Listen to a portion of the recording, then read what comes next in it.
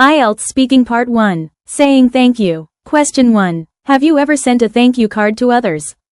Model answer. Band 6 answer. Yes, I have. I sent a thank you card to my teacher when I graduated. I wanted to say thank you for her help. Band 7 answer. Yes, I remember sending a thank you card to my high school teacher when I graduated. She helped me a lot with my exams and gave me good advice about my future.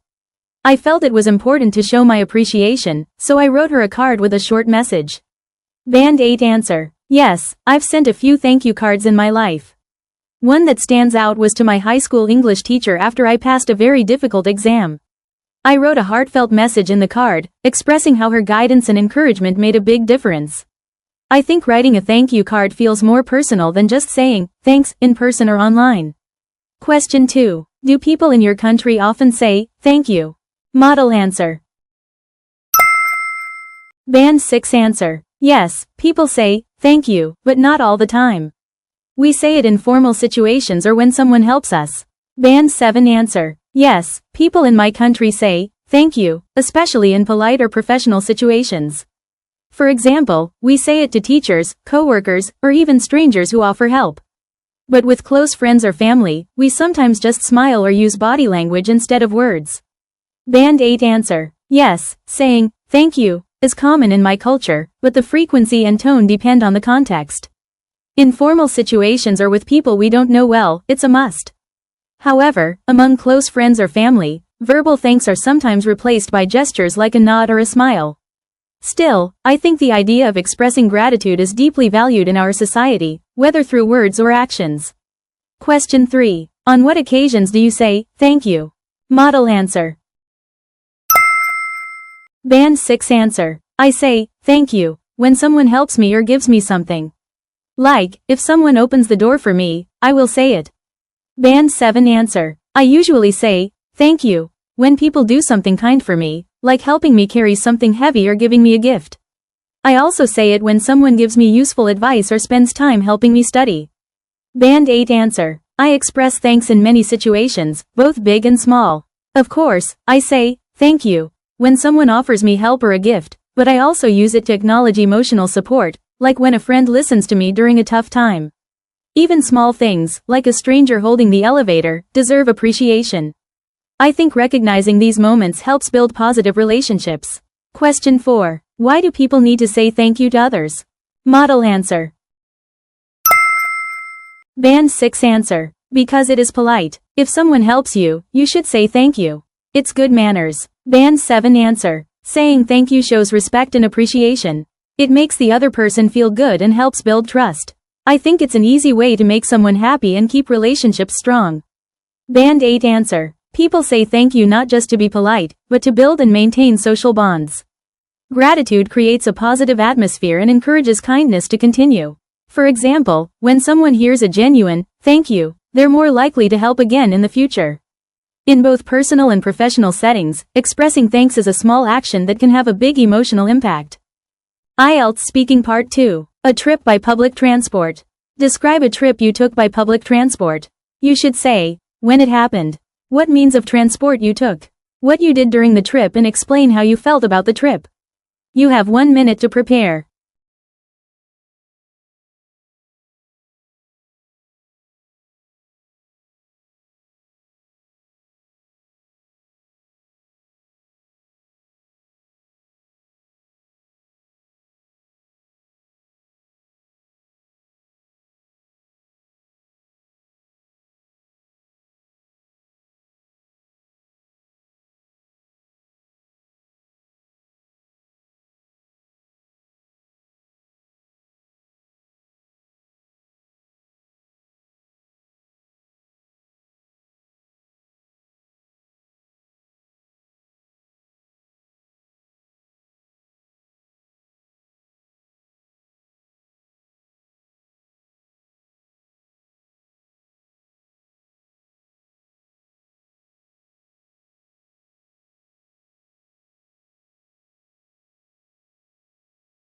You have 2 minutes to talk.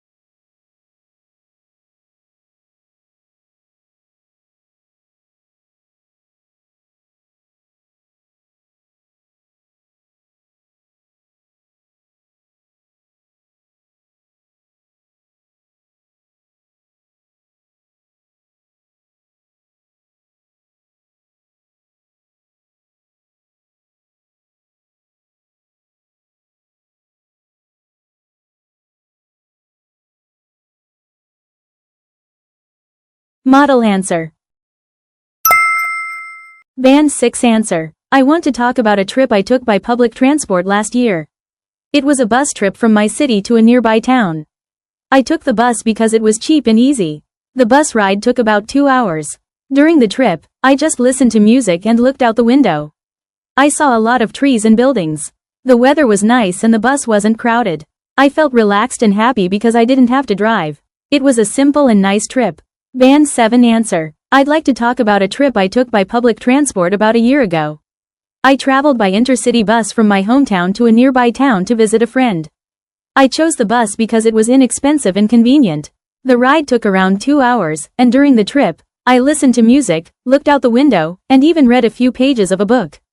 The scenery was quite peaceful, with green fields and small villages along the way. The bus was clean and not too crowded, so the experience was comfortable. I felt quite relaxed during the journey, and I appreciated not having to worry about driving or parking. It reminded me that public transport can actually be very pleasant if well maintained. Band 8 answer. One memorable trip I took using public transport was about a year ago, during my university winter break. I decided to visit a close friend who lives in a town called Brookfield, which is about 200 kilometers away from my city. Instead of driving or taking a high-speed train, I chose to take an intercity coach bus. I chose this option mainly because it was affordable, and I wanted to try a slower, more relaxed way of traveling. The journey took about 3.5 hours, which is longer than usual, but I actually enjoyed it. The bus was clean and quiet, and I had a window seat, which allowed me to enjoy the scenery. I saw snowy fields, farms, and even a few frozen lakes along the way, which was really beautiful. During the ride, I listened to a podcast, took some notes on a book I had been reading, and even chatted briefly with the passenger next to me. What made this trip memorable was how peaceful it felt. In contrast to the stress of driving or rushing through a crowded train station, this bus ride gave me time to relax and disconnect from everything. I felt more present and even inspired, and I remember arriving at my friend's place feeling refreshed instead of exhausted. It made me realize that public transport, when it's comfortable and well maintained, can be not just practical but also enjoyable. IELTS Speaking Part 3. A trip by public transport. Question 1. Do you think traffic jams would be reduced if people could travel on public transport for free? Model answer.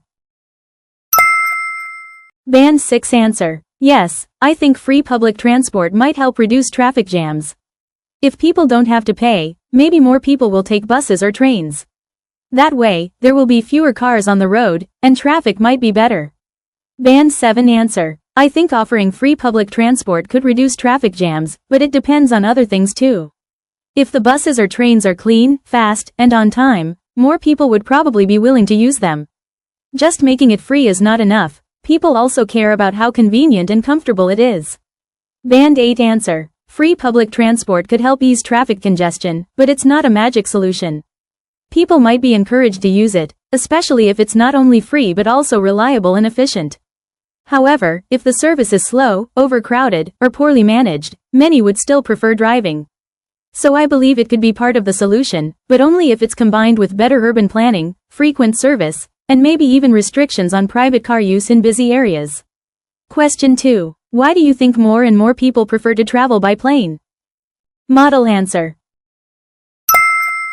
Band 6 answer. Because it's fast. Going by plane saves time, especially when going to another country. Some people also think flying is fun. Band 7 answer. Many people prefer traveling by plane because it saves a lot of time. For example, a flight might take 2 hours, but a train or bus could take more than 10. Also, budget airlines make flying cheaper now, so it's not just for rich people anymore. Band 8 answer. People choose air travel mostly because it's fast and increasingly affordable. Low-cost airlines have made flying accessible to many, and for long distances, planes are much more efficient. Also, many people live far from their families or want to explore other countries, and planes are the easiest way. In some cases, it's even cheaper than a high-speed train, so it's not surprising that more people prefer it. Question 3. What kinds of obstacles do you think some local governments have to face when they develop transportation infrastructure? Model answer. Band 6 answer. They need money. Building roads or trains is expensive. Also, maybe some people don't want new things near their homes. Band 7 answer. One big problem is cost. Building transportation like subways or highways takes a lot of money. Also, sometimes people living in the area don't want construction because of the noise or traffic. It can be hard for the government to make everyone happy. Band 8 answer. Local governments often face several obstacles when trying to improve transport systems. Funding is a big one, especially for large-scale projects like rail lines or new highways. Space is another issue, especially in older cities where it's hard to find room for new infrastructure. Plus, residents might oppose changes due to concerns like noise or pollution. These political and environmental challenges can slow things down or block projects entirely. So even when plans are ready, implementation can be quite complicated. Congrats on making it to the end of this video, and kudos to you if you did all that practice. You are amazing. If you have any questions, feel free to comment down below. And you can also add my official LINE account that's in the profile. And if you do this, then I can send you a free phrases guide that you can use for your practice. All right, happy studying. See ya.